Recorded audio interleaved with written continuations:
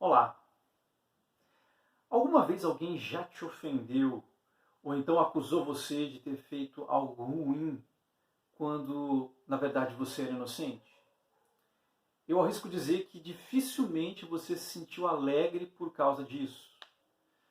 Agora, no entanto, na nossa bem-aventurança de hoje, que é a última da série, Jesus nos ensina que é possível nós sentirmos alegria quando coisas semelhantes a essas acontecem conosco. É o que ele nos fala lá no texto da nossa devocional de hoje, que está em Mateus capítulo 5, versículos 11 e 12, que diz o seguinte: Bem-aventurados serão vocês quando por minha causa os insultarem, perseguirem e levantarem todo tipo de calúnia contra vocês. Alegrem-se e regozijem-se, porque grande é a recompensa de vocês nos céus. Pois da mesma forma perseguiram os profetas que viveram antes de vocês. Agora, existe uma grande discussão sobre esses versículos aqui.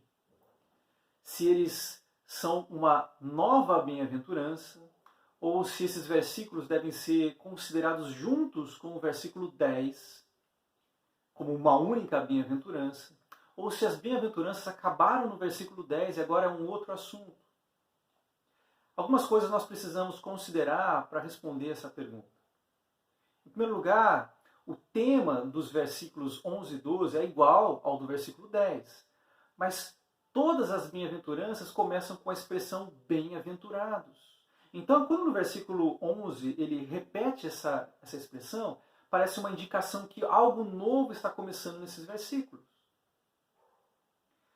Outra coisa para a gente considerar. Os versículos 11 e 12 são dirigidos diretamente aos discípulos. Ele fala, vocês. E nenhuma das bem-aventuranças é específica desse jeito. Então isso parece ser uma distinção entre esses dois versículos e aqueles que vieram antes. Outro ponto. A quantidade de palavras. O máximo de palavras nas bem-aventuranças anteriores, no grego, é de 12 palavras.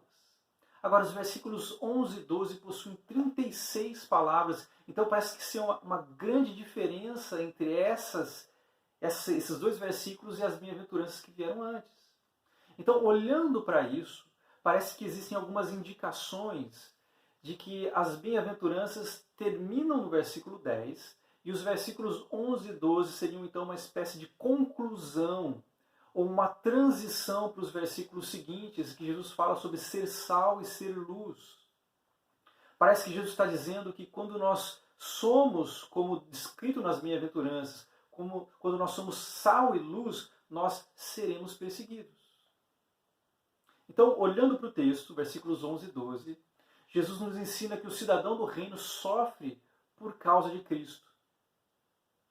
Então, não se trata de sofrer por qualquer outro motivo. Jesus fala, quando por minha causa, isso é claro, o sofrimento é por causa de Cristo.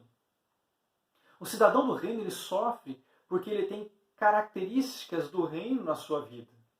Então, como diz o apóstolo Paulo, lá em 2 Timóteo, capítulo 3, versículo 12, de fato, todos os que desejam viver piedosamente em Cristo Jesus serão perseguidos.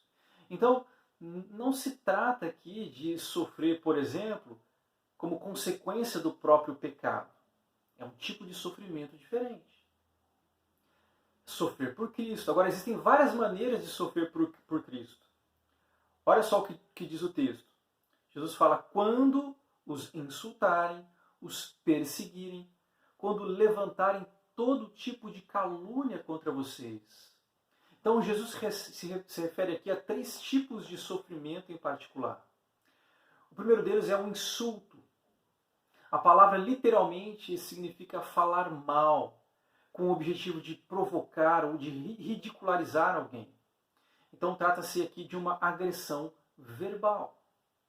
O segundo tipo de sofrimento, ele fala de perseguir. A palavra significa ir atrás de alguém. E o objetivo aqui de ir atrás é ir atrás para fazer o mal, para prejudicar a pessoa e muitas vezes com uma intenção de agredir fisicamente essa pessoa. Então, possivelmente, Jesus está fazendo referência aqui à agressão física. Em terceiro lugar, Jesus fala sobre calúnia. A palavra aqui é mentira.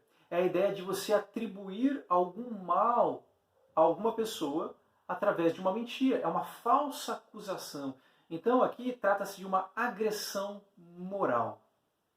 E quando nós olhamos para as Escrituras, nós vemos que Jesus passou por tudo isso. Ele foi ridicularizado por aqueles que o prenderam. Pessoas o perseguiram com a intenção de fazer mal físico contra Jesus. Através da mentira, acusaram Jesus injustamente. Então, Jesus sofreu isso e todos aqueles que vivem como Jesus também sofrem como Jesus sofreu. Algum tipo dessas perseguições sobre a qual Jesus está falando aqui. Agora, às vezes nós pensamos que essa é uma realidade muito distante, mas isso acontece. Nos Estados Unidos, um militar cristão, ele foi condenado porque ele citou a Bíblia contra a homossexualidade. Foi condenado a pagar uma indenização. No Vietnã, cristãos eles foram atacados por sua fé em Jesus e foram internados no hospital em estado grave, apanharam. No Laos, pais amarraram e torturaram as próprias filhas por se converterem ao cristianismo. E até mesmo no Brasil, coisas semelhantes a essas acontecem.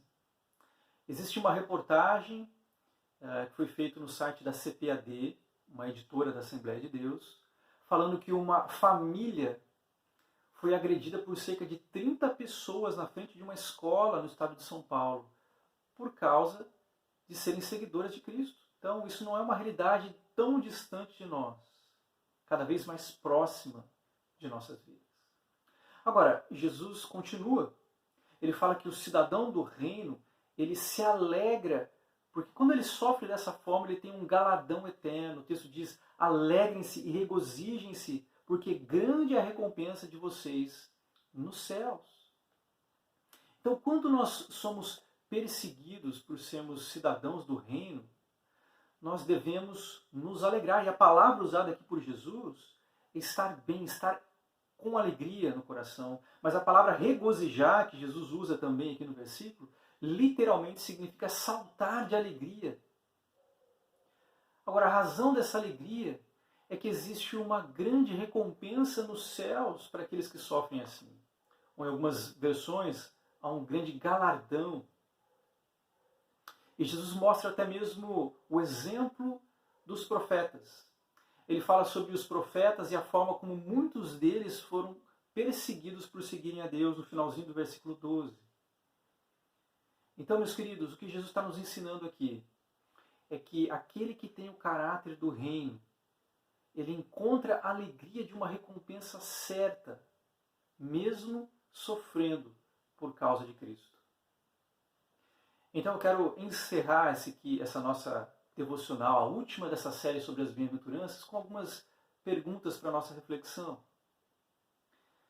A primeira delas é, será que nós somos perseguidos, mas apesar dessa perseguição ninguém nunca é atraído a Cristo?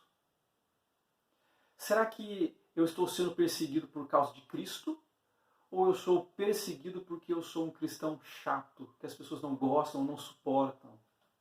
Lembre que o sofrimento sobre o qual Jesus diz é sofrer por Cristo. Outra pergunta, como é que nós reagimos quando nós somos perseguidos?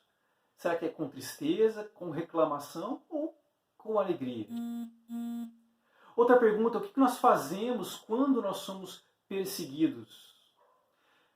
Ou em relação àqueles que estão sendo perseguidos, o que nós fazemos em relação a eles? Nós oramos por eles, nós os apoiamos de alguma forma e os encorajamos no seu sofrimento.